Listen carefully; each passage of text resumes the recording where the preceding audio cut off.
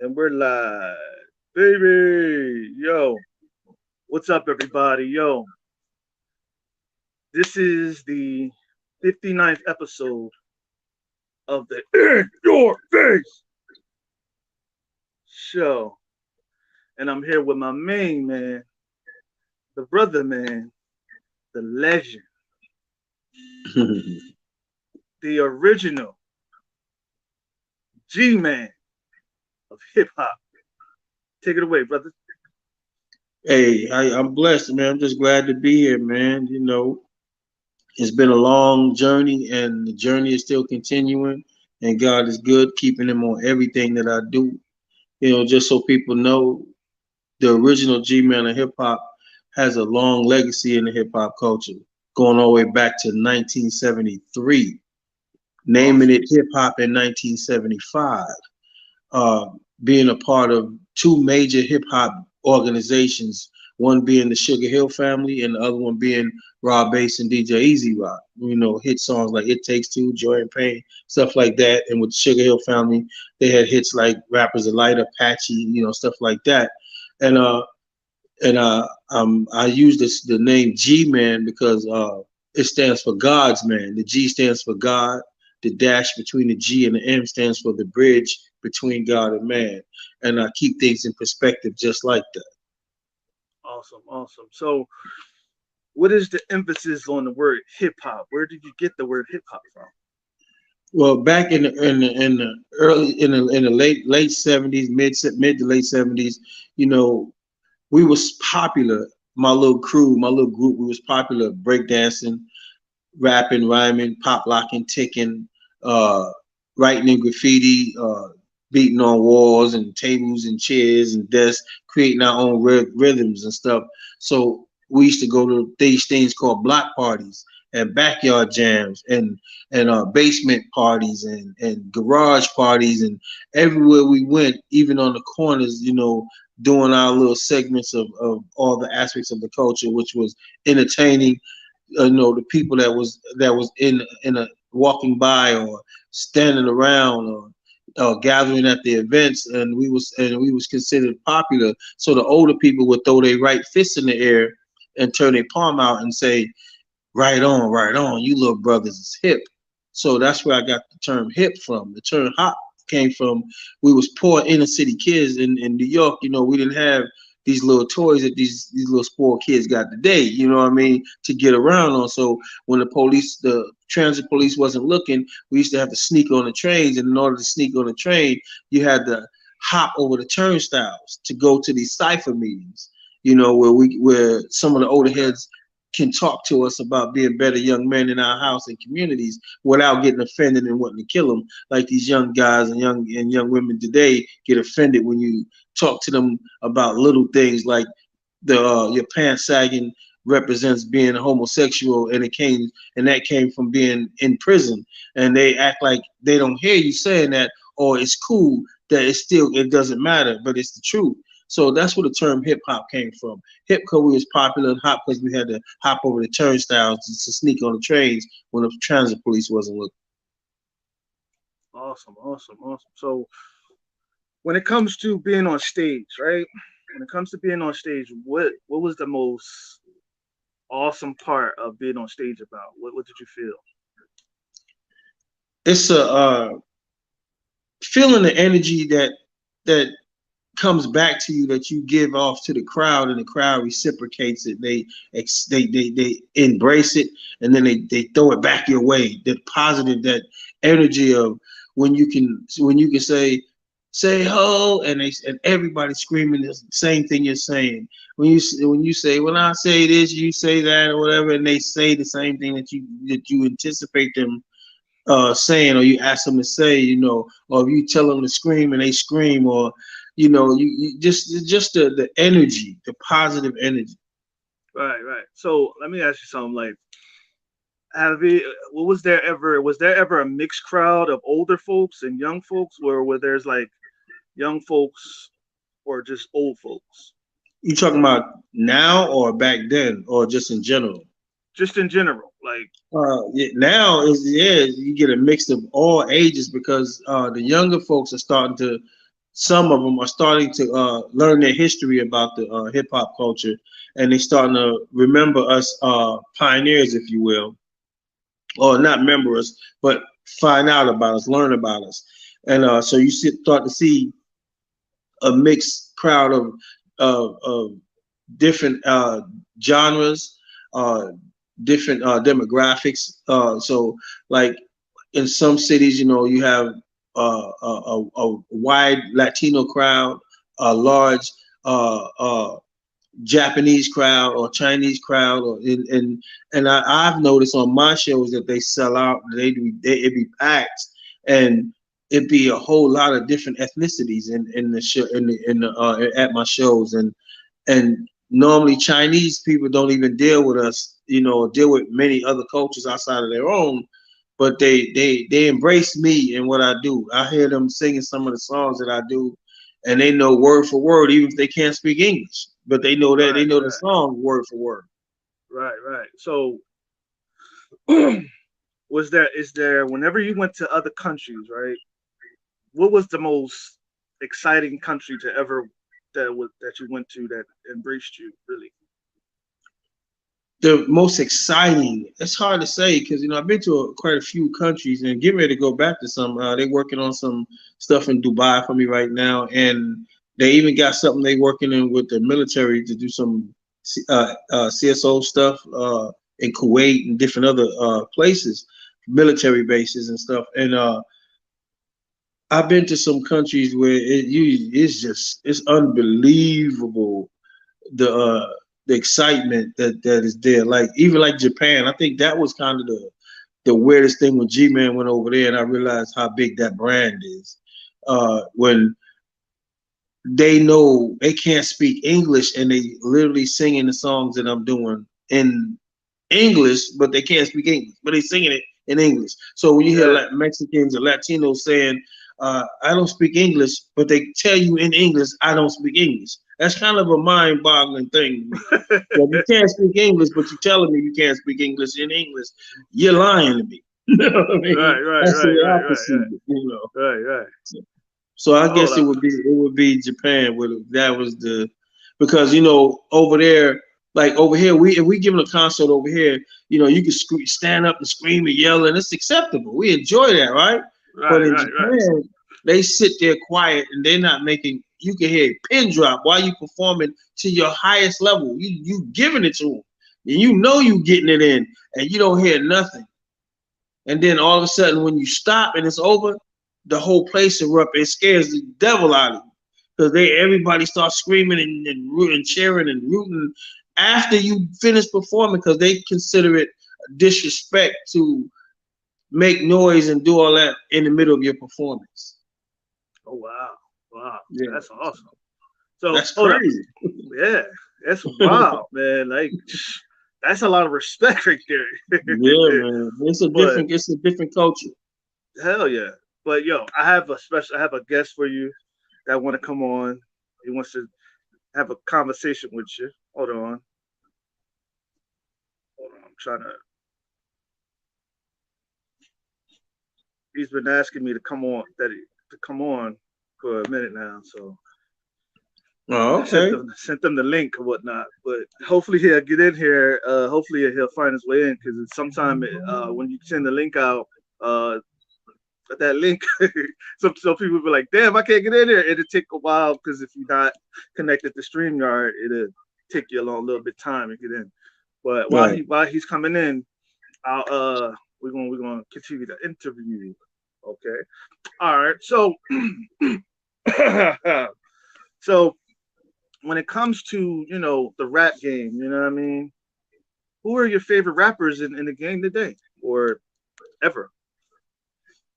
You know, I, favorite. You know, it's hard to say who's a favorite because there's a place for everybody, and where when people are at their highest level of their game, uh, they can be the favorite at that time. So Right, right. you know, so it's like I don't just choose people and say, yo, that's my favorite. This is my favorite. I don't do that. I give them their respect when they deserve it, and as far as when they're doing their craft and they at the top of their game. Even some that's not even at the top of the game just have something that moved me. And for years, you know, it was certain artists that I just wasn't feeling. Right, And then right, they right, may do a project or put out a product that I'd be like, oh, now I'm feeling that right there. You know what I right, mean? right, And I become a fan of that project, that product and that project right then. You know what I mean? right, right, So, right, you know, and so, because I'm normal like right. anybody else, but you know, when you go back to the level of where me and some of my buddies will go back that's in the game, it's a reflection on us when negativity things happen. It's not our fault, but when you was one of the people that helped pioneer something or name something, everything that someone do after that is can be considered a reflection on you because that's not what you started this whole thing for. You know what I Right, mean? So for a long time, you had to think about in silent. You couldn't go. I couldn't go to some of my buddies and tell them, "Yo, I'm the original G-man of hip hop, and I'm around you for these few years, and you don't know that I started this way back before you even thought about this game, and they are popular at the moment, and you're not." And so it could be an ego thing between them and you. So I stayed quiet even though I was in other groups and around parts of other things. I never said nothing because they wouldn't have believed it anyway. You know what I mean? And if it was true, then the ego could come on and you could lose friends or business or your job if you're working with somebody or for somebody to help them. So, you know, right, I stayed quiet and I stayed in the background and I watched and I never got involved with the hip hop battles and the rhyme battles. I never liked to do that because I knew it was too an aggressive form of music to be battling. I knew that wouldn't turn out right. You know right. what I mean? So Because go ahead, go ahead. yeah, I have so a special guest that wanna that wanna jump into the conversation. okay. Hold on, he's in here right now. Your boy Kenneth, you know, pops. What up, Ken? Yeah, what's up, my brother? What's going on with you, Pop Smith? What's up, bro? Oh man, I'm good, man. I'm a little shocked. What's good? Hey man, I can't You complain, alright? man. Coming off this week of Now I hear two shows. things here, bro. I hear both things. So how can I stop one of those? Oh, there you go. What's up, Okay. my brother? I'm chilling, man. I'm Can you chilling, hear me? man. Trying to recover from last weekend shows. I did a whole week of shows, and I'm tired, so I'm trying to recuperate. Yo, tell them what we did, bro. What's going on uh, with you, man? I'm chilling, man. yo, Doing G, things somebody, over here. yo, Doing some things. Doing Robert some said, things. Rob said, "What's up? What's You good, know. G, bro?" Yo, Oh, I see. I G. gotta be careful now. It's gonna turn into a roast. There's so many people coming on now. Yo, Yeah, Yeah, G. Rob, Tell that's my bro, your man. We boy. got a movie coming out next week. We it's got the called Mad movie. as Hell. Yeah, You know what I mean? it's on the 13th. They come out on the 13th. Awesome, awesome. Maybe hold up, maybe I could stream it while we're I can have y'all all on the interview and have y'all streaming. You know what I'm saying? While the thing come out. Yeah, you just talk to Rob. You got to talk to Rob. He set it up. He's the producer, director, and the writer of the movie. I'm proud of the work that we did in it. We winning so many awards for that movie, man. And I was blown away because it's my first movie, and I'm just like I can't believe the amount of awards that was being received. I was like, wow, it seemed like for maybe a week or two straight, I'm waking up every day with a new award. Yo, You bro, I know, hear two like things here. say again. I hear two things, man. I hear both before and after. That's because the echo. That's that. Don't mind that. Don't mind that. But Yo, yeah, G, man. Yo, G, yeah. tell your brother what we did, man. Uh, you talking about at Mar-Lago? Yes. Telling your Yeah, man. brother Oh, that was crazy. how a black man did some things. Man, let me tell you, man. It ain't too often that African American, I would say African American, you're not black. You know what I mean? How African American get a chance to headline at Mar-Lago, man, and we got the on our pages. I know on my page you can go through the pictures and you can see it for yourself. Man, we tore Mar-a-Lago up, man. And the ironic thing, it was during Trump's presidency, and whether you're a Trump fan or not, see, I don't get caught up in the politics. I'm a professional, and I'm in the entertainment business, and I did what I had to do. And he actually was there the day we performed. He literally pulled up while we was in the inside, and I had a couple of cousins that's on Secret Service that was on his detail, so I knew he was gonna come. So I was telling him he's gonna come, and people didn't believe me, and his motorcade pulled up. I knew he was coming, it's crazy though. It was an amazing night, and they saved me for the last, and almost ran out of time before I could get up there to do it because the festivities were so long. But then I got up there, I got that mic, man, and in the pictures you see we having the business done. Oh, Business. I think I saw that. I think I saw that when you was singing it and you was going through the crowd and you was singing the song and everything, rapping the Yeah, song yeah, and you was going through the crowd and all the people was singing it with you and you trying to get them to sing it. It was I yeah, saw yeah, it. I yeah. saw it. And I I, and saw I, it. I and I did my thing in a suit, man. We was cleaner than the board of health when we popped. What? What? Yeah, for real, man. You know. So I, so I so told I told my brother, man. I met him today, and I said, "Yo, don't tell G that I'm coming through." I said, "Watch him flip out." Yeah, it's a great surprise, man. But how's it going? I seen the menu, your stuff you got going on. With the backyard thing, with the backyard restaurant thing. I like the vibe. The food looks amazing, and we were supposed to do a grand opening. I think that had changed or something. But I still got to get out Right. there and check it out, man.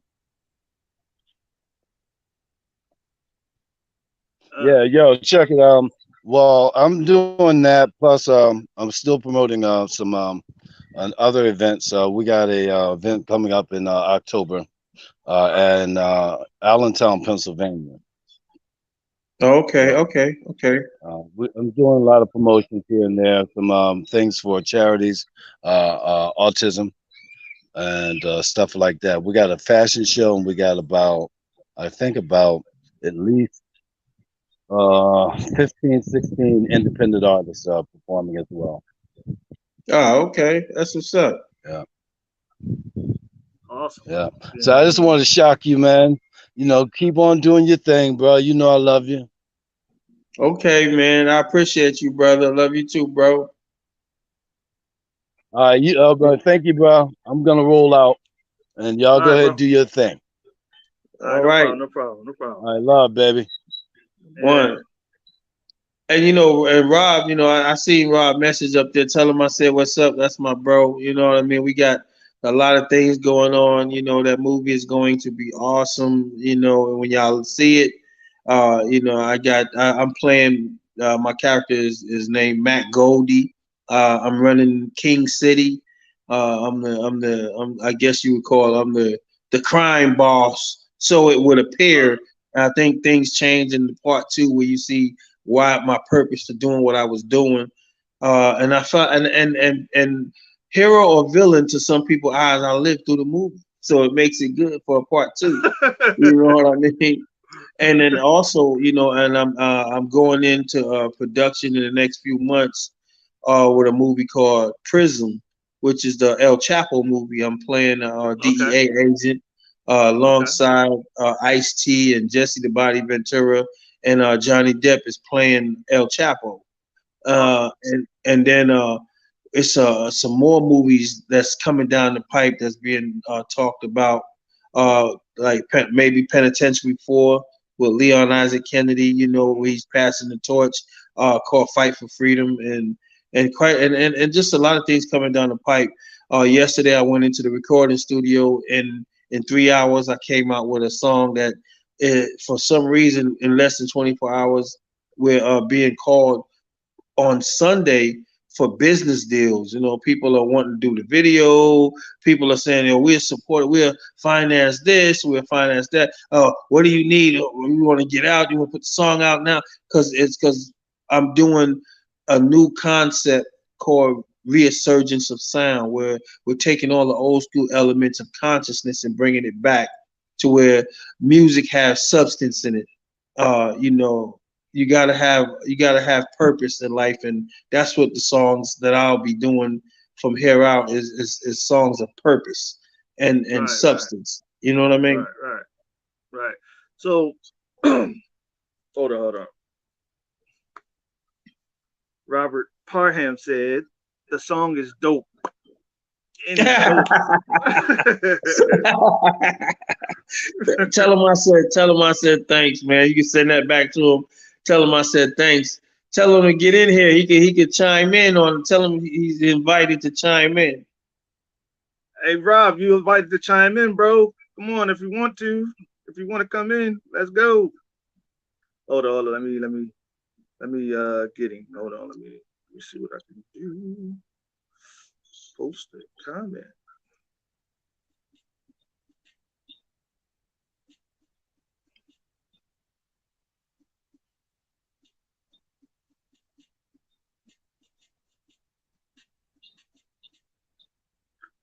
But yeah, bro, like from like man, I'm having a time of my life up in here, yo. Cause I'm interviewing the legend, man. G Man, I Man. appreciate it. I appreciate it.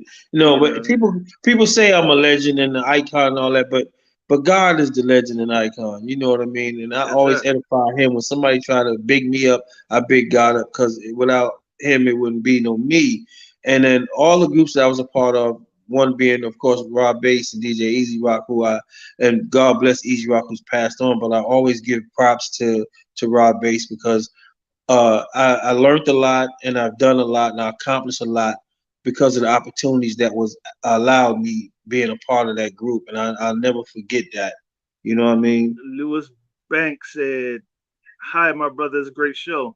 Thank you, my brother. Thank you, brother. Thank you for the love and all the love, my brother, Yeah. man. So You know, it's all because of God, man. You right. know, So the Rob Bass situation, and I was his bodyguard. I was for a stint of time I was his live-in chef. You know what I mean, as well, wearing many hats. And from time to time I was his hype man in the show. Sometimes I'd open up, and then he'd come out and I hype man through him with the show. And so I wore many hats at different times, and it was an experience that I'll never forget. It was and for the most parts, it was all pleasure. It was all pleasurable for us, enjoying the moments and the shows, and the travel and the experience. You know what I mean? And I just give big ups to him, and the old crew, and all matter of fact, all the crews that embraced me. There's artists out here now. Like, I was at Jazz in the Garden a year ago or something like that, and in Miami, and it was the Hard Rock Stadium at the time. I believe that's what it was. And LL, I'm on a. They bringing me in on a golf cart. Me and my stepson at the time, and they bringing me in. They was considering having me rock the Jazz in the Garden. They bring you in and they talk to you and setting up some things for that day of the show. And LL was coming down the walkway. He was going to the stage to do his sound check, and he spotted me, and I spotted him. So I got off the golf cart, and I'm walking, to give him some dap, being New York guys, and he that starts, that putting his hand down, bowing to me, like.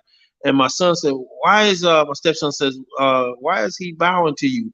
And L heard him, and L said, "Do you know who your son is? I mean, who your dad is?" So my stepson said, "Yeah, that's my dad." He said, No, man. He said, man, if it wasn't for him, it would be no us, man. Like he said, everybody in hip hop ought to write him a check, man.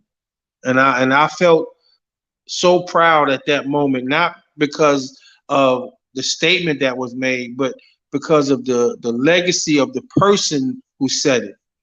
Right, You right, know what I mean? So, and for him to say that, even Tretch, I had plenty of artists have made statements of that, like, and like, you birthed us, you know what I mean, stuff like right, that. right. And I'm like, well, I'm not a woman, so I didn't birth you, brother. You know what I mean? But they was like, no, I understand what they're trying to say, you know, and being the humble person that I try to be at all times, you know what I mean, by not taking the shine from people. I don't like stepping on people's toes and taking their shine. That's not what this is about. So it's about sharing a moment and an experience and the things that people have said and done for me in my life that I will never forget. Like three prominent people in my lifetime said the same thing, excuse me, to me verbatim at different times in different places. One being Shirley Caesar, who said it first. Uh, two being Barry White, who said it second, and three being Michael Jackson, who it always, that voice always stayed in my head when he said it to me. All three of them said, "G-man, they don't see you coming," You know, and see, they don't that's see me coming. And I understood what they said, especially Shirley Caesar, because when she seen me, she just touched my head, anointed my head, and said, "It is the spirit is all over you. God is all over you. I just feel it." She said, "They don't see you coming. You are a true man of God." And G man was, I was already G man, but she didn't know that I was G man, God's man. She just knew that my nickname was G man. She just and she had just found it out when she said it. And the ironic thing that back then I was in my 20s, early 20s. I was doing adolescent things mind wise. I think I was indulging in marijuana back then. And when she walked up on the bus, I was shocked because when the dancer told me she was coming to look at our bus, and I was security, so you literally had to walk by me. When you come up on the bus itself into the driver's cabin, it's a door that's closed off from the main coach. You couldn't get up those 2 or 3 steps unless you walk by me. When the bus stopped, I'm sitting by that door because I was robbed security at the time. So, and that was Rob Bass, meaning that was his. I was his security time. So she walks on the bus, come knocks on the door. I open the door. I had just, my brother, on everything I love, I had just inhaled a whole mouthful of marijuana, and it was in my mouth. I mean, my mouth was swell up like a puffer fish, a puff adder, a blowfish. Man, it was full of both jaws, full of weed in my mouth, a cloud of smoke. I open the door and I look and see this little short person with these like kind of Jerry curler short hair, and I look and she stood up, stand up on the steps, so she was just under my nose because she's a short lady, and she was still standing down on one step. So I'm up on the main top, and she basically looked me dead in the face, and tears came to my eyes immediately. Tears came to my eyes because my mother always spoke about her. I never had met her to that moment, and that's Shirley Caesar. That's like you thought the Messiah came around. You know what I mean? Because she was so well renowned, and especially in the gospel world. And man, she came and looked me in the face, and my eyes teared up, and all the smoke that was in my mouth came out in a cloud and hit her directly in the face. All of it. I mean, her whole face was engulfed in that puff of marijuana smoke. And you know what that lady did? She touched my head and anointed and said, "Oh my God, this." Or she didn't even. I mean, she didn't even make a statement, a movement, nod, blink, or nothing about the smoke. She was so caught on the spirit that was coming off me, and well, the fact that she just said that I could see the Holy Spirit all over you. God is all over you. You was gonna do some great things, baby. They don't not see you coming. hey, That, I never forget that. Barry White said the same thing. Michael Jackson told me the same thing. Because if you look at some of the images when you Google the original G-Man of hip hop, you can go to images and you see me bodyguarding some of the top major people in the entertainment game, and some of the Jacksons. You see that in there as well. So I did my thing, man, and I just thank God that he didn't turn his back on me when he could have a million times. Right, right, right. It's an amazing testimony that you are able to come on here and speak about that, because not a lot of people have the courage and have the spirit to do that, and a lot of people are afraid of being judged and afraid of being treated as such. But like I said, man, when you have the Spirit gives you courage, and Spirit gives you joy to just say what you feel and say how you feel. And God is already in you. So when he speaks, what I'm saying, it's coming. It's coming out, you know what I Right. mean? You see, ye not judge unless ye be judged. You can't Right, judge me. You're not God. You right, have no heaven, no hell to put me in.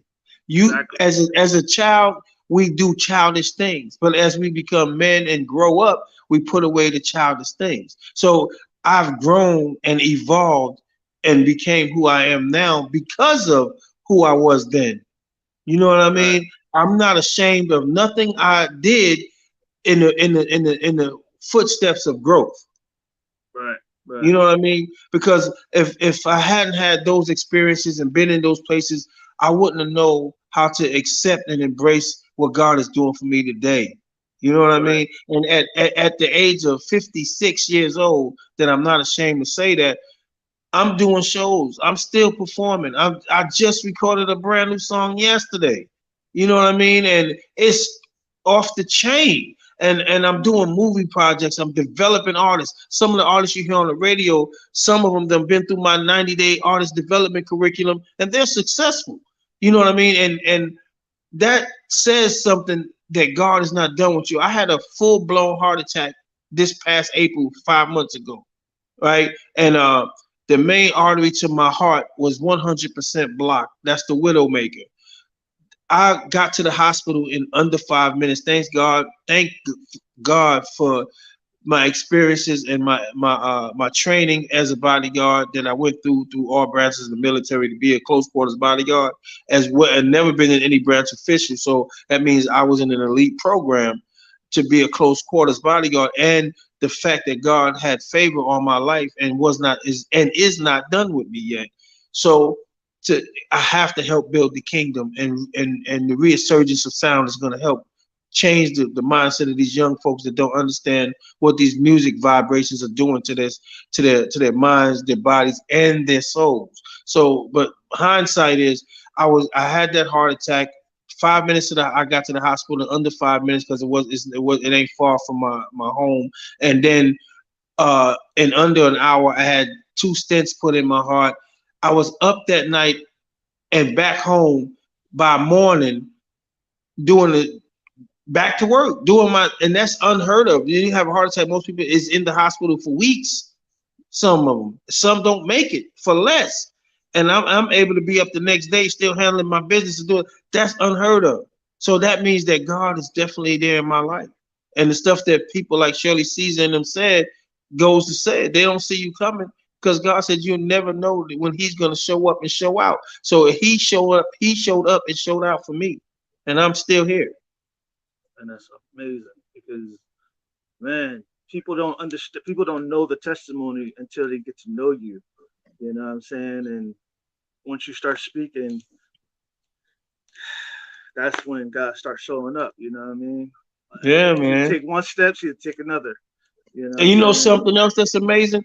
My Facebook family, my friends and fans that's on Facebook stuck by my side, man. I'm talking about I was getting Facebook notifications, I was getting Facebook phone calls, I was getting and because the word got out that that I had the heart attack, and and then after the heart attack, like things had happened, and for a long time I had so many problems because when you do what I do, a lot of people was eating off a culture that I helped create, and I wasn't. So I was in a bad place, and I needed help. And everybody that I've helped over the years wasn't there to help me, but my Right. fans stuck by me and was telling me, always had an encouraging word. G-Man, keep your head up. God got you. We're praying for you. And I thank them all, and I love all my fans. I mean, from other countries. I mean, literally, my Facebook was blowing up. My Twitter was going.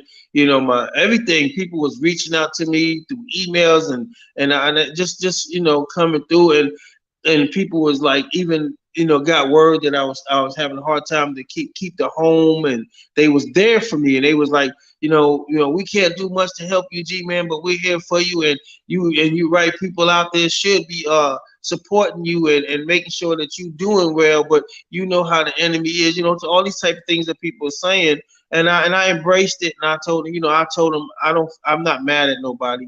What I go through, I got to go through. What God has for me is for me. If He sees that I shouldn't have certain things, He's gonna remove it. That's it. Right. You know what I mean? And then I was going through a relationship issue with my ex-wife now, and just going through the separations and all that. Which at the time that you already hurting, already not Hmm. feeling well, already at the brink of your demise per se, and then the enemy attacks your family, and then your significant other walks away from you, and leaves you at the moment.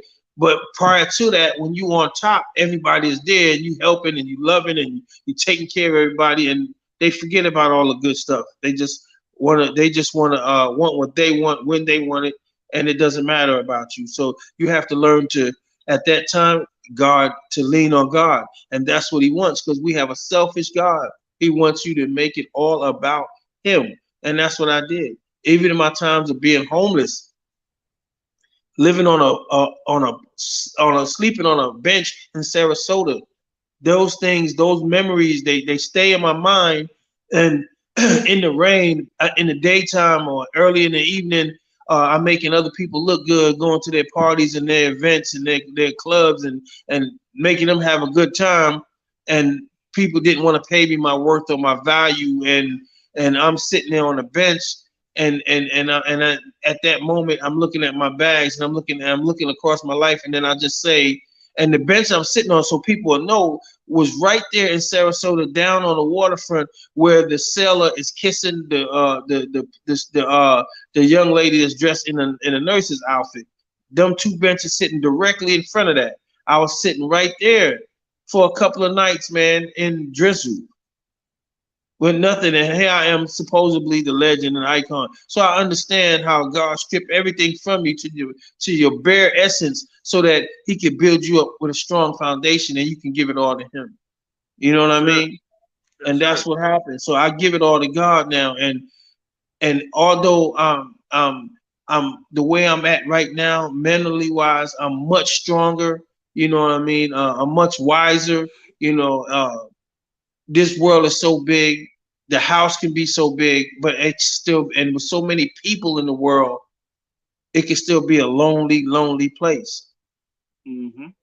Some Hmm. nights, I get up and I walk around my house, or I walk around my area, and it's so real. It's like, is this really happening? Is everything has changed to this point, and it's just you, and you're by yourself, and no one understands it.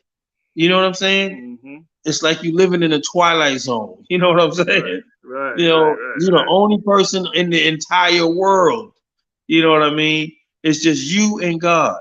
Right. But as you heal and get over all that, then you start saying, okay, it's not about me no more. Let me put me in my back pocket and help build the kingdom and help see people win. I want to see people win now. Hmm. Yeah. And I give back to totally. Right. And that's something that God told me. To just serve people and to um wash their feet in servitude and love. Because that Mm, that brings about blessings as well. if you're serving your brother and you're washing their feet in love and Mhm. servitude, that exalts God. You know what I'm saying? And once you exalt God, He'll exalt you in due time. And man, I'm heart my heart is warm for what you just said, man, because I too been through a lot of stuff going through, building the show, and so I understand how you feel, man. I know what it feels like to like nobody's supporting you, nobody's there for you. I know because I've been through that. I understand. And, Terrified, the totally. funny thing is, you sit there and you watch the TV, or you see the news, or you listen to the radio, and you hear these young guys and young women getting into all this trouble, and they're living a privileged life off of somebody else's sweat. And when I say that, I say it because if it had not been for us forefathers and us pioneers, they wouldn't even exist. They wouldn't have. What would they be doing? It would be probably no hip hop. So what would they be doing? How would they be Right, eating? They don't appreciate it. So they're going on causing all this havoc and running amok and all these terrible terror in the world and problems and getting into trouble and doing all the stuff that they're doing, and they don't care about the legacy that they're leaving and that they're tarnishing of the people before them, and they're eating well, but they don't appreciate it. And then you right, got the brothers that and sisters that was the forerunners that helped create this, and they're starving. And you can't just sit there and say and don't have a conscience and say, well, they ain't doing their business right. Well, they ain't right. Well, they didn't do it this way. Yes, that's true to a certain extent, but to another extent, you as a man or a woman, if somebody paved the way for you and for you not to pay homage to them people, not I ain't say go get them your money. So let's not get that twisted. I'm not saying go out there and do that. I'm talking about pay homage by having etiquette, entertainment etiquette, by respecting yourselves, by respecting the culture, by respecting the people, your fans, because you doing your fans a great injustice getting on stage performing and then paying all that money to come see you and holding you up, buying your songs and your merchandise and your movies and your projects, and then you get off stage and go out there and shoot at people. right. Yeah, it's true. That's wild. That this type of this age of hip hop is like it's not built off of talent nowadays. Nah, You know man, what I'm it's saying? deal off of popularity. It's deal off TikTok. You know what Yeah. I'm saying? You know what I mean? People are go out there and they say they love you. What's your definition of love, bro? Right, right. Because What's your it's like definition of you say you my friend? What's your definition of friend? Because right, when I'm a friend of somebody, I check on them. right, If they need help, I'm gonna help them. right, I'm gonna find a way with them to get the help they need. right, So what's your definition of help? What's your definition of friend? What's your definition of love? right, Love is supposed to be an unconditional word, right, period, filled with unconditional actions, right. Mm-hmm. embodied by what God has for you. Because it's great to wait to be up every single day and doing what you got to accomplish, but the blessing and the gift is when you wake up every morning. Right, Because there's some people didn't wake up this morning, and there's some right. people not gonna wake up tomorrow. Mm-hmm. And that's the where we live in. You know what I mean? Because a lot of people take their talents and their gifts for granted, and when God takes it away, and they lost. You know what I mean? And that's not. They shouldn't be taking it for granted because it's people out there that will die to have that talent and that gift and will cherish it and will do the right thing with it. You know what I'm saying? But God gave it to you. And along the way, some way, somehow, God is going to get his way regardless. That's right. It says, "Let His will be done," and it is going to be done regardless of how we feel about it. I was on a show last weekend, just as another testimony, and I'm on stage performing, and we still in the wake or the aftermath of the the Oscar thing with Will Smith and Chris Rock, who've I've all been around and done some major things with. One, being a part of our base, we did some shows and toured with Will Smith when with him and Jazzy Jeff back in the day, and and with Chris Rock, we literally gave him his first opportunity to be in a music video. We was doing this, we was filming a video outside the Apollo one day, and not the It Takes Two song. We was filming a song called "Turn It Out." And in the back of the limousine, Chris Rock was in the back with Rob Bass, and in the back of the limo in the beginning of the video, and they was having dialogue back and forth in the beginning of that video. And just to give a history of those two brothers, and the fact that I respect and love both of them for their talent and what they brought to the world of entertainment. Uh, the last week I was doing a show, and the place is packed. It's packed, and it's always the people in the front row that usually have more access to you, and so this lady comes up on the stage. So that's why I brought the Chris Rock thing up. The lady came up on the stage. So my first instinct, I'm still a trained bodyguard. So the first instinct is friend, foe. I gotta evaluate in a split second to defend myself, because I'll never aggressively attack nobody first. Usually they in my space. They coming at me and I'm defending myself. Now I may get at them first to get them away from me, or to go to safety, but that mindset was, and I had to make a quick decision. I can defend myself and throw this lady off the stage, engage her. Basically, that's what that is, engaging her, or call for help or run. You know what I mean? You don't know what this person is coming up on stage to do. So I remember immediately what my name was: God's man, who I represent, who's that dwell in me. So I'm safe. I don't have to be scared. My God don't represent fear. You know what I mean? So she had a package in her hand. So now I'm like, oh my God, here we go, right? So she literally gave me a dozen roses, big long stem red roses, and she was crying.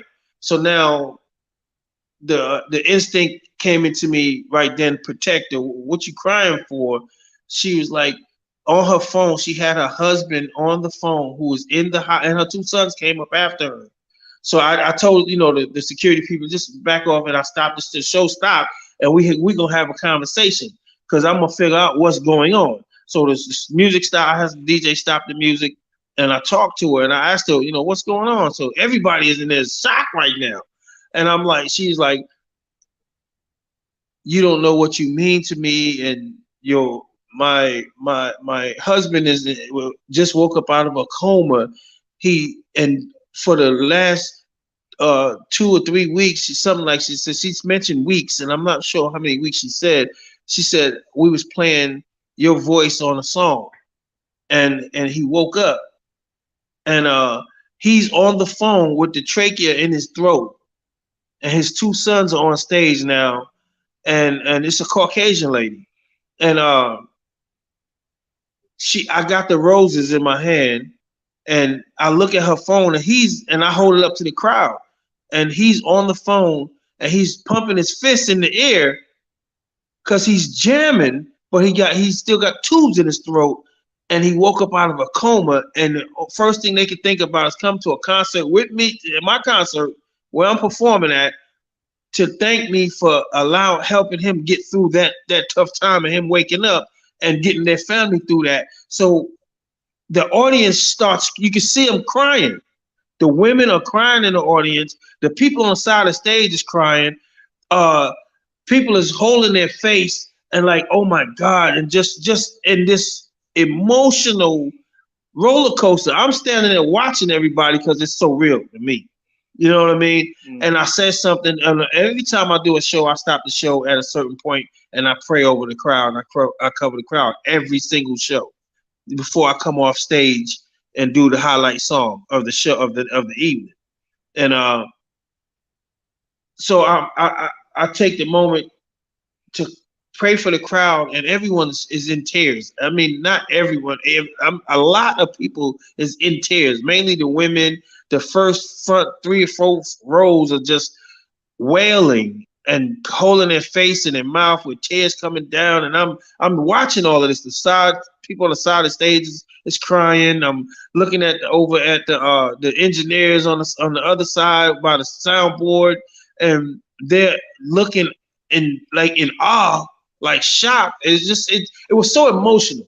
That just says something to me about what God has done with me, for me, to me, and want me to do for other people, for people to feel that way about me. You know what I mean?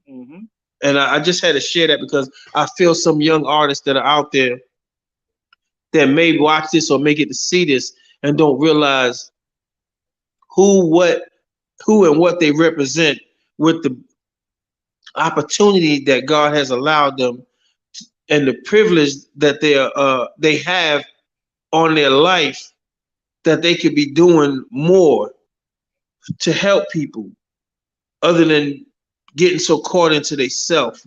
You know, they need to get out of their own way. No matter how much money you got, you can't buy God. You can't buy heaven. You can't buy your way in heaven. You know what I mean? You gotta be accountable for your soul, your actions, and what you say. So I just wanted to say that so somebody can pick that up, man, and understand. Embrace your audience, your public. Embrace them, because that's who made you who you are. It's not you. It's not your promoter or your manager that's supposed to work for you and you don't work for him. It's not them. It's the public that made you who you are. Because you can have the best manager in the world, but if you don't have no audience, then you ain't getting no money. You ain't making nothing. Right. Awesome. That's very awesome, man. You know what I'm saying? You have to be able to be a showman. You got to show the crowd that you Yeah, love man. them. Yeah, You got because to you be a work for showman. them. You work for Yeah. them. It's their show, not yours. They're paying for it. So all you artists, any artists out there that needs artist development, you can reach out to the In Your Face show. He has my contacts on how to get at me. And only serious people, you know what I mean? Reach out. And we got the artist 90-day curriculum and to get you going from point A to point B, all the way from your ASCAP BMIs, all the way to learning how to use falsetto voices, how to rock mics, your business, your interviews, your getting your image going, getting you going legitimately, and you can reach me through the In Your Face show. You know what I mean? If you reach out to the In Your Face show, they know how to get at me because they're gonna weed out the serious from the not so serious. Right. That's right. I got you, bro. Don't worry about it. But I got another question for you. You know what I'm saying? Got another He question clapping for his you. You hand know what I'm too. saying?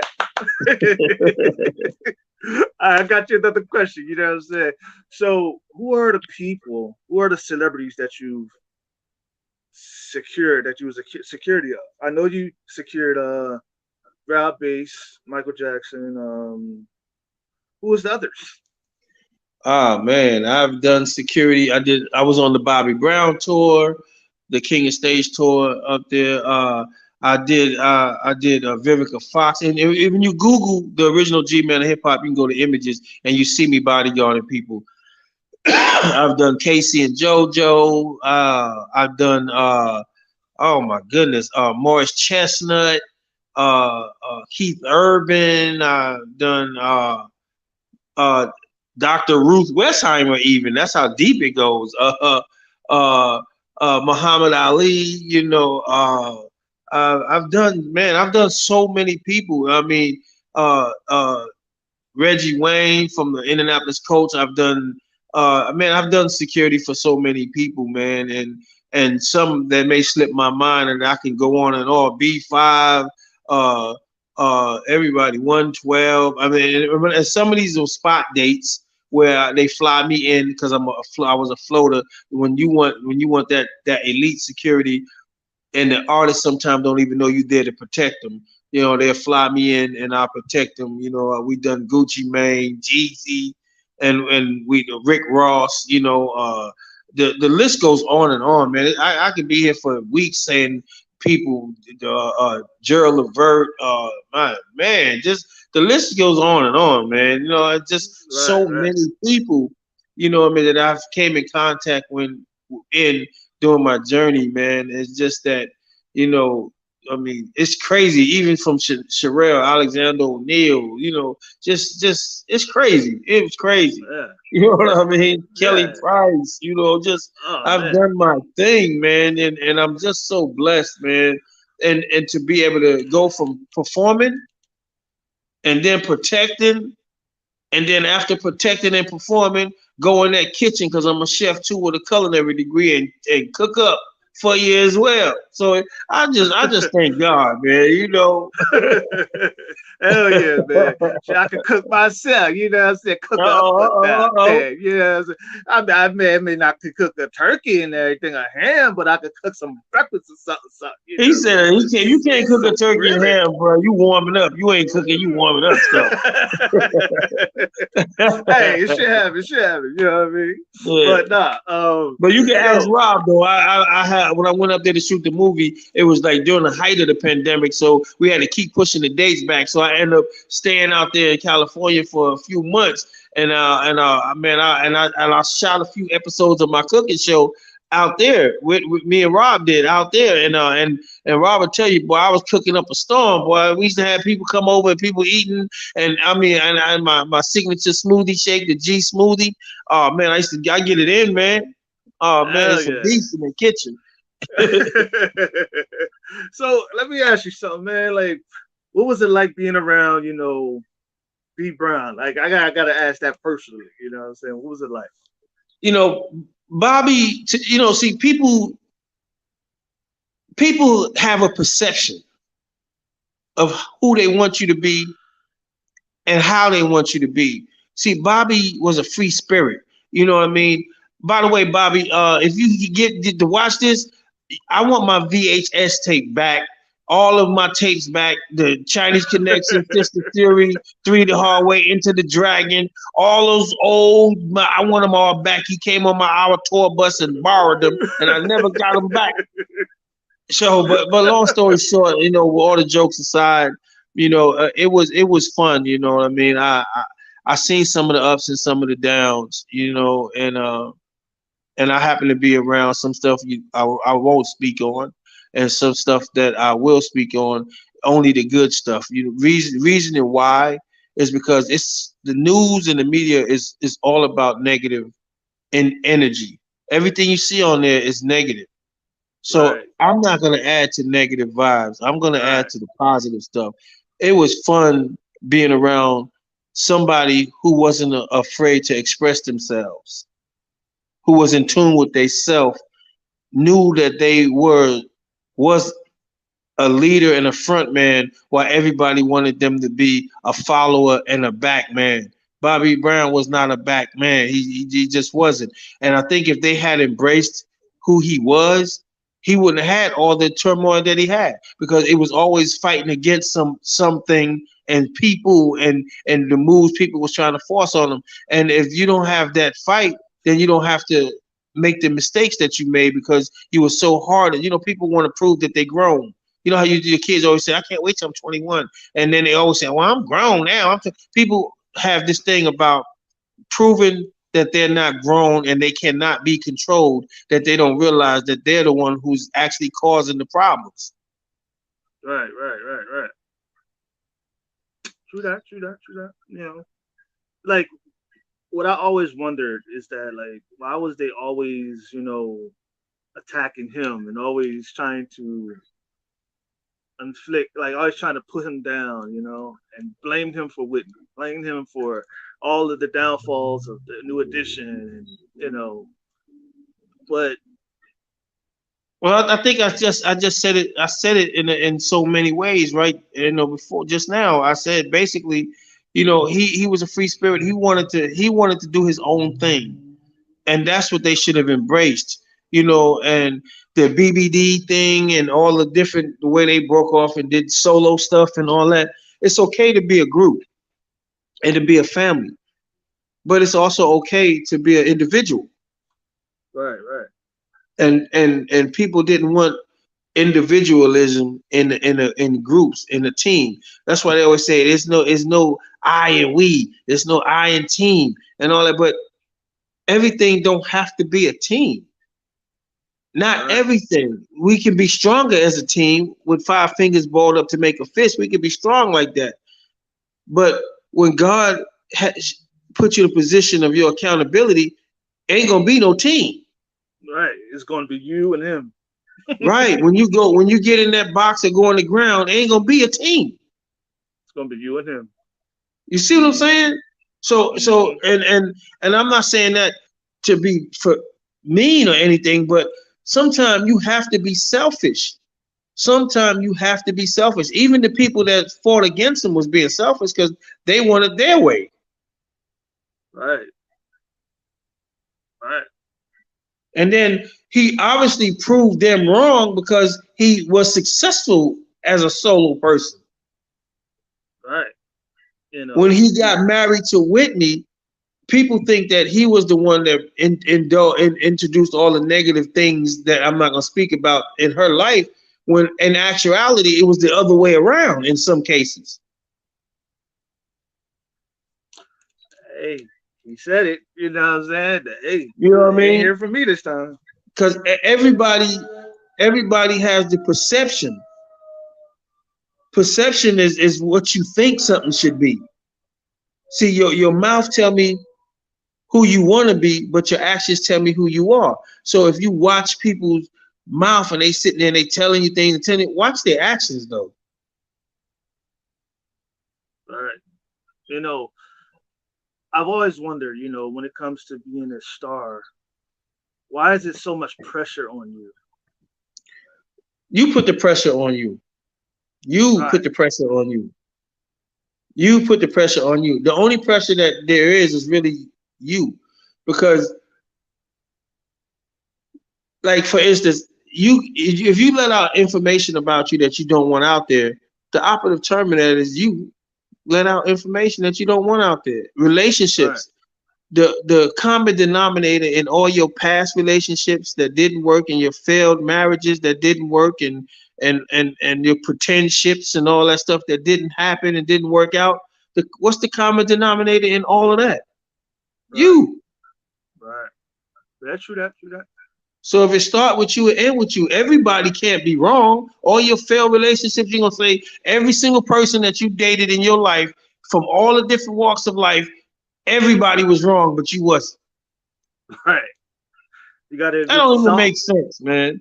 And you hear Yeah, you got to grow. you get around these women and you talk to them, and well, my ex husband did this. Okay, so you was married twice, you was married three times. So your other ex husband, he did something wrong too, and the one before that did some. Okay, now let's put your ex husbands plural to the side and talk about your baby mamas or your baby daddies. Excuse me, your baby daddies, because you got multiple baby daddies. So all of them was wrong too, right?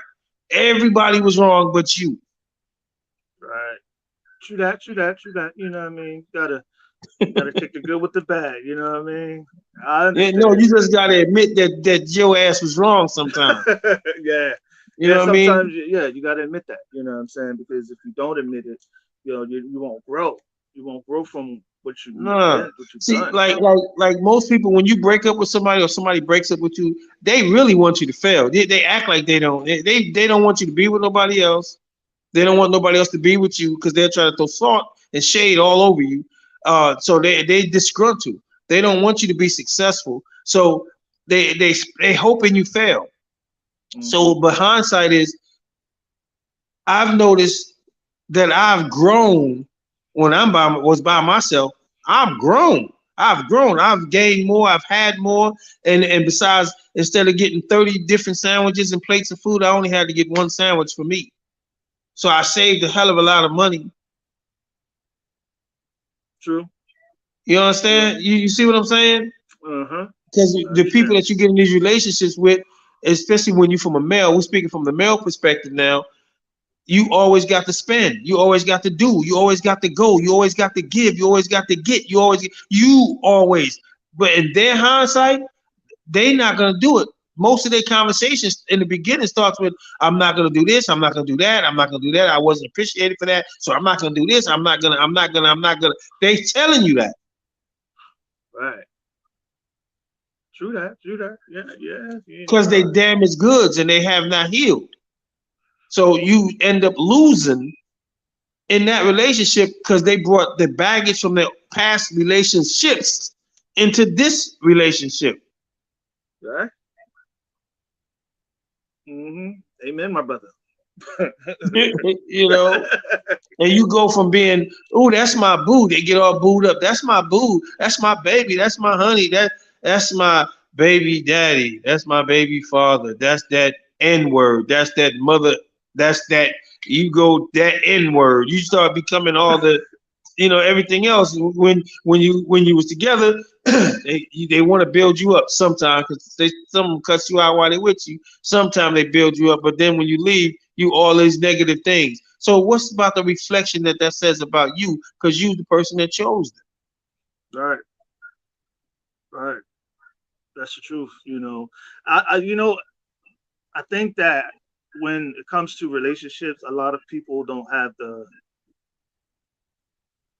right parenting growing up. You know what I'm saying? And they turn out to be any old kind of way. You know what I'm saying? I think is they don't see a lot of people wasn't shown love the way they were supposed to be shown when they was coming up from their parents. They didn't see how their father treated their mother with the respect that she deserved, and vice versa. The mother to treat the father the way he was supposed to be treated. So their kid, and they sit there. Some of I've heard parents tell their kids call the man the B word and all the other words in front of the kids, and then talk about the man in front of the kids and to the kids, and expect the kids to respect that man or them. So Right. now when the kids get in relationships, now the kids are violent and fighting and arguing and fussing and doing the same exact thing that you did and doing because you taught them to be that way. Right. hmm And when a child is watching everything that is going on in his household, he's going to incorporate that because he's a child. He's going to learn from everything from his what his dad do and his mom do. He's going to take that and grow up with it, and you know what I'm saying. So And then you get on there, you hear some of them tell them, don't ever do nothing for a man. Don't give a man nothing. Don't ever give a man a dime. Don't do this. Don't do that. Now I respect the man as the provider, but if that man is your husband or that woman is your wife, you got to be out of your rabbit ass mind. Don't think you're not gonna do nothing for your help as a helpmate. right, I'm not You married just to him. gonna He's been exist. crazy. You ain't paying no rent. You ain't paying no bills. You ain't gonna do nothing. And if that man could cook, you ain't gonna even get in the kitchen and cook because when a man get in the kitchen and start cooking, a woman don't even want to go in the kitchen no more. Yeah, not every Some, woman want to right? do Some, you know what I mean? that. And then Yeah, I've noticed when some of us brothers, the houses be clean. They have a family and a woman in the house, and some of them don't be as clean as in some place. I've seen some places. very. I've seen the brothers keep the houses cleaner than when it's a woman and a family in there. Right. True that. True that. Yeah. Unbelievable to me. Unbelievable. They don't do nothing. They don't do nothing but want to get up, get dressed, and go out shop, look good, and then come home and put on sweat clothes.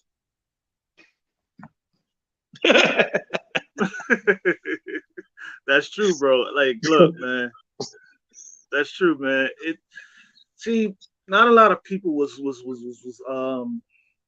raised up to love. Like, well, they was taught to love, taught to treat their spouse with but not everybody is raised up the right way. Yeah, And I learned that. yeah. It's crazy how these kids don't have respect for their parents. You know what I'm saying? Like, it's crazy how relationships don't even work no more. Marriages don't even work no more. Like, damn. I'm like, what the fuck? How come it's not work? Like, I could see, The only marriages that's working nowadays is the marriages God put together.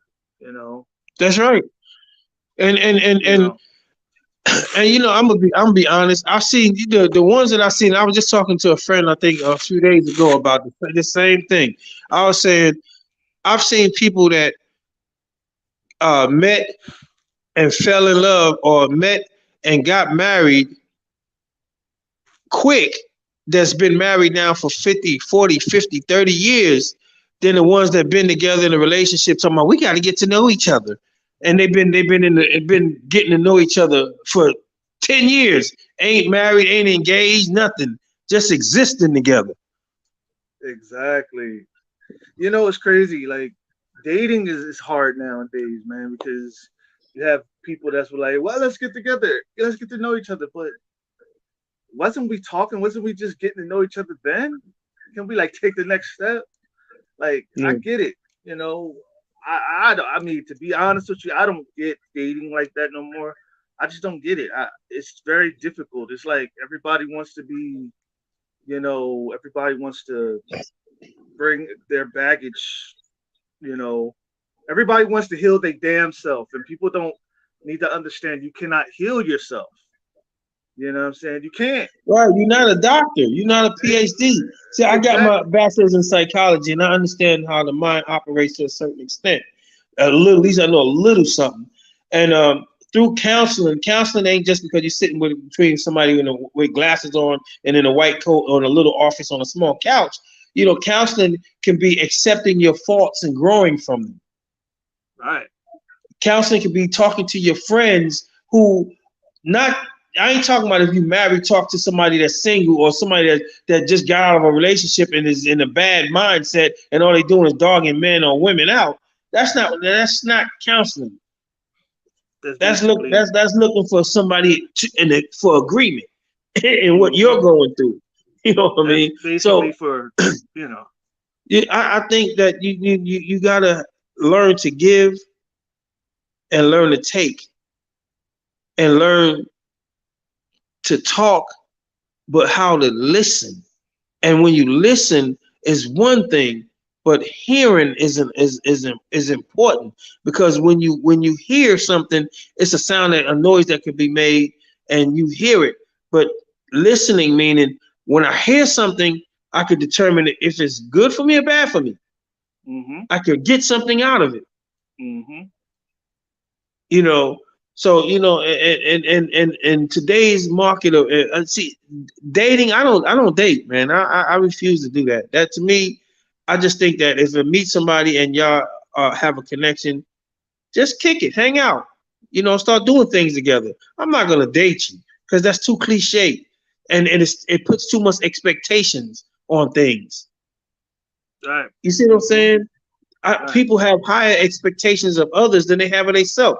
I expect the hmm man to do this. I expect the man to do that. I expect, like for instance, I expect the man to open my car door when I get in the car, when I'm getting ready to get in the car. So I go around to open the car door, and she says something like, "I can open my door. I don't need a man to always see. You killing chivalry. Society has taught you that you Yeah. don't need a man. So when a man try to be a man, you step in his way. You can't say nothing to the kids because they got something to say. You can't take care of your house because they don't like the color. You can't cut the air on, it's too cold. You can't live in Florida, it's too hot. You know what I mean? Right. you know, so It's so very what do you understandable. do? Right. Yeah, it's just I it's too much stress. And the women, they want the attention so much from the opposite sex or from anybody that they go out in spandex or in a mini skirt or in booty shorts and act like it's okay just because they're grown and they can make decisions to wear what they want to wear and should nobody say nothing and it's their right to do that. But they got kids that they're supposed to be showing how to be. So this is how you saying you want your kids. It's okay for your kids to go out. No, they kids. They shouldn't have. They ain't got to do it. But they're gonna grow up and see what you did. Your contradictive life. yeah. She said it's fire. Oh yes, we on fire, baby.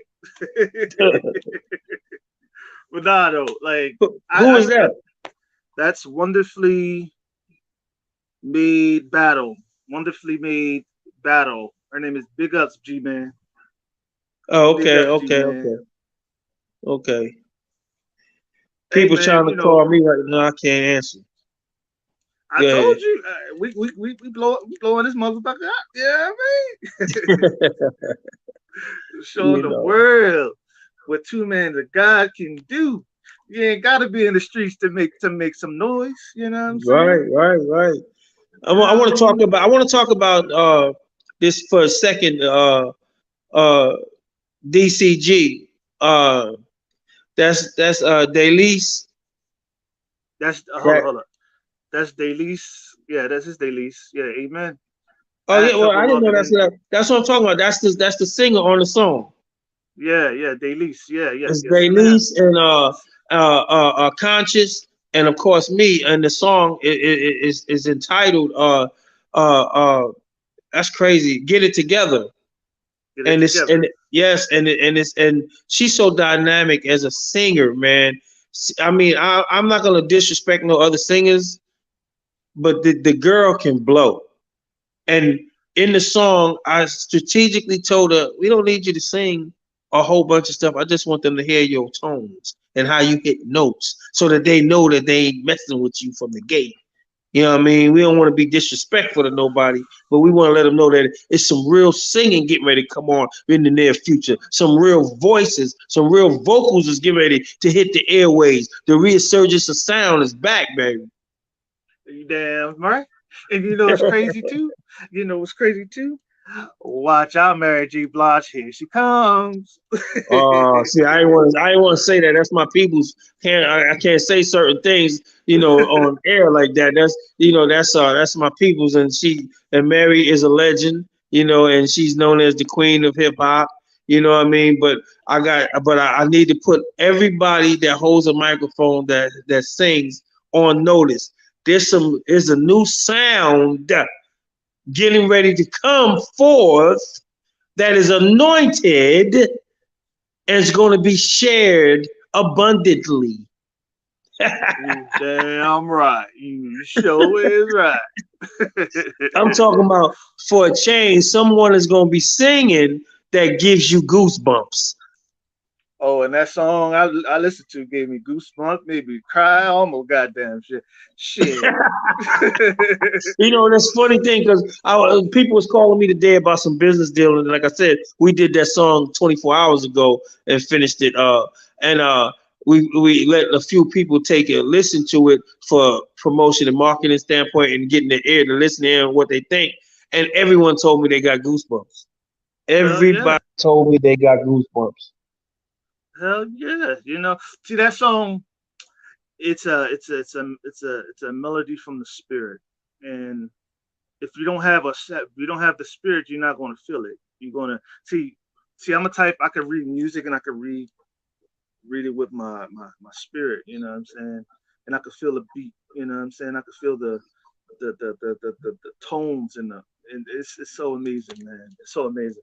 It made me want to cry, made me want to dance, maybe go jump in the water, scream, ah, you know what I mean? All that shit, goddamn shit. Yeah, Had me crying, I was crazy. I heard you when you first heard it. Before you told me, you said it made me want to run in there and hug my wife or hug somebody.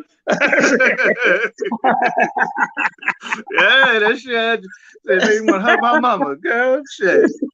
You know what I mean? Shit. I mean, And shit. Daly's, her voice got to be fire when she makes somebody just want to go get a hug. When you make Hell yeah. somebody, you just making people become emotionally distraught. They start thinking Shit. about all the shit they did wrong in their life. Oh, made you want to hug all the crackheads and everything. It's Made you gonna want to be all hug. right. It's gonna be all right. It's gonna be all right, baby. It's gonna be good. It's gonna be fine, baby. Just chill out. Just we gonna get through this. Yeah, and then conscious man, and then conscious, his flow is so unique, and Yeah. he's literally talking about the struggle of the people, man, and That's what's been missing in what we're doing. No need to be talking about thugism, drugism, sex, and violence. He's talking about Real shit. today's current events, the way the world has been shaped, what the plight that we've been through from slavery to now. Just things that is relevant and that is past due for speaking.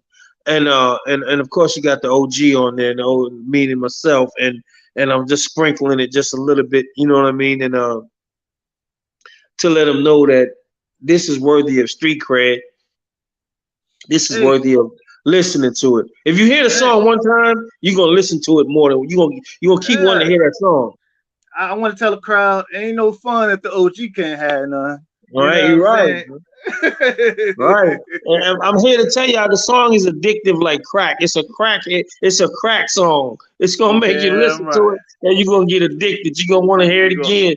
You're gonna be you like, I know what I'm gotta get saying? my daily fix. Uh, I gotta get my conscious fix. I gotta get my G fix. Oh man, just give me some so